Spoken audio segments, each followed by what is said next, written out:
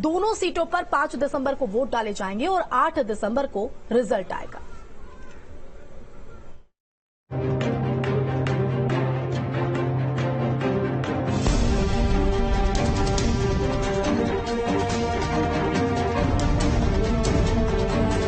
मैनपुरी और रामपुर में उपचुनावों का ऐलान। मैनपुरी और रामपुर में विरासत बचाने की चुनौती। नतीजों के आधार पर तय होगी भविष्य की रणनीति। रामपुर सीट पर आजम परिवार का रहा कब्जा। मैनपुरी में बचता रहा मुलायम परिवार का डंका। कुछ दिन पहले ही आजमगढ़ और रामपुर की लोकसभा सीटों पर उपचुनाव की गर्मी अभी खत्म भी नहीं हुई थी कि उत्तर प्रदेश की राजनीति में एक बार फिर गर्माहट आ गई है।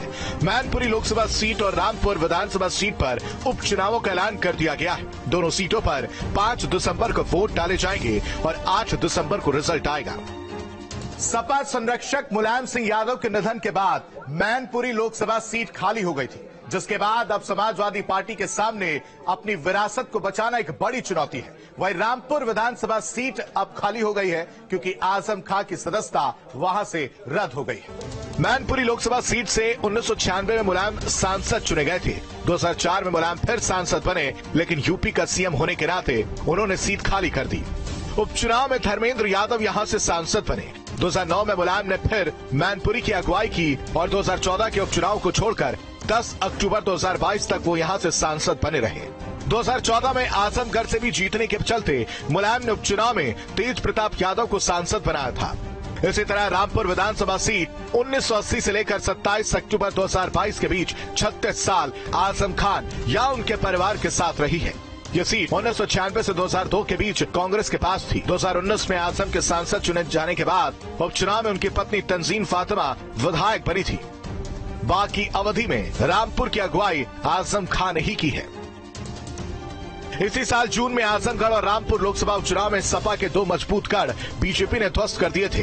एक बार फिर बीजेपी दोनों ही सीटों पर आक्रामक ढंग से लड़ाई की तैयारी कर रही है। पूरी ताकत और पूरे प्यार और पूरे जोश के साथ भारतीय जनता पार्टी का इस विधानसभा में कमल खिलाने का काम करें, ताकि रामपुर की इस विधानसभा में चहुमुखी विकास हो सके। इसलिए सहानुभूति की लहर के बीच भी लड़ाई आसान नहीं होगी। सपा को गढ़ बचाने के लिए पसीना बहाना पड़ेगा। Team news state. तो कांग्रेस के राष्ट्रीय प्रवक्ता और अलीगढ़ मुस्लिम यूनिवर्सिटी के पूर्व छात्र संघ सचिव सुलेमान मोहम्मद खान ने आजम खान की सीट से चुनाव लड़ने की घोषणा की है। सुलेमान मोहम्मद खान इस वक्त कांग्रेस के प्रवक्ता हैं।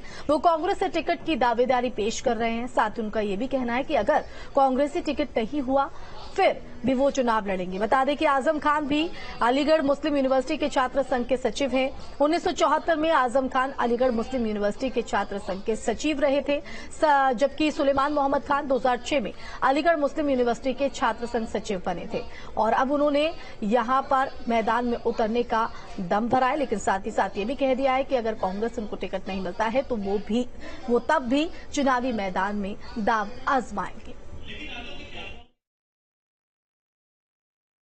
मैं हर कोशिश करूंगा कि रामपुर के लोगों की आवाज को बुलंद कर सकूं और कोई भी उन पे ज्यादती हो तो उसके खिलाफ उनके शाना बशाना खड़ा हो सकूं और उनकी आवाज उठा सकूं। मेरी सिर्फ फिक्र, मेरी गौर फिक्र सिर्फ रामपुर के लोगों के लिए है।